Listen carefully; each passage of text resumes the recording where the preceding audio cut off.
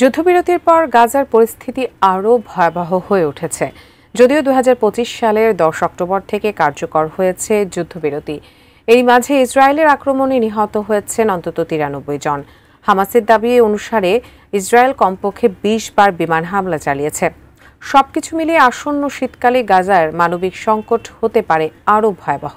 এ নিয়ে বিস্তারিত জানাচ্ছেন জান্নাতুন নাহার জেরিন। 2023 সালের অক্টোবর থেকে গাজায় চলা ইসরায়েলি বাহিনীর হামলায় এখন পর্যন্ত ৬৮,০০০-এরও বেশি মানুষ নিহত হয়েছেন আর গৃহহীন হয়েছেন লক্ষাধিক ফিলিস্তিনি।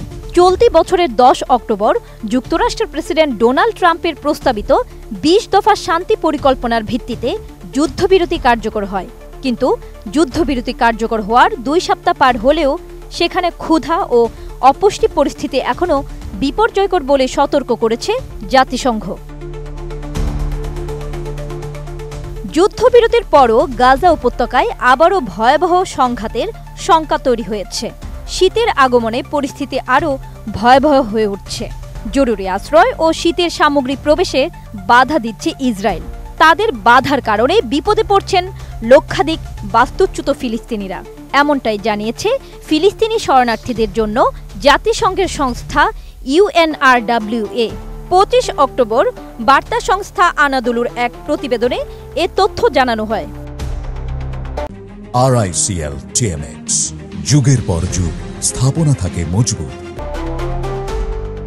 UNRWA এক বিবৃতিতে জানায়, শীতপ্রবণ গাজায় আশ্রয় ও উষ্ণতার প্রয়োজন দিন দিন বাড়ছে, কিন্তু বাস্তুচ্যুত পরিবারগুলোর জন্য নির্ধারিত তাঁবু, কম্বল ও অন্যান্য শীতকালীন সামগ্রী এখনও জর্ডান ও মিশরে সংস্থাটির গুদামেই আটকে আছে। বিবৃতিতে মানবিক সহায়তা অবাধে প্রবেশ করতে দেওয়ার আহ্বান জানানো হয়। এর আগে গত 30 অক্টোবর এক সিনিয়র সরকারি কর্মকর্তার উদ্ধৃতি দিয়ে ইসরায়েলের রাষ্ট্রীয় সম্প্রচার মাধ্যম কান জানায়, আন্তর্জাতিক আদালতের নির্দেশনা সত্ত্বেও ইসরায়েল গাজায় UNRWA এর কার্যক্রম পুনরায় শুরু করতে দেবে না। এর একদিন আগে আন্তর্জাতিক বিচার আদালত ICJ বলেছিল, গাজার ফিলিস্তিনিরা যথেষ্ট পরিমাণ মানবিক সহায়তা পাচ্ছেন না এবং ইসরায়েলকে অবশ্যই সহায়তা প্রবেশে অনুমতি দিতে হবে। একই সঙ্গে তারা অনাহারকে যুদ্ধের অস্ত্র হিসেবে ব্যবহার বন্ধের নির্দেশ দেয়।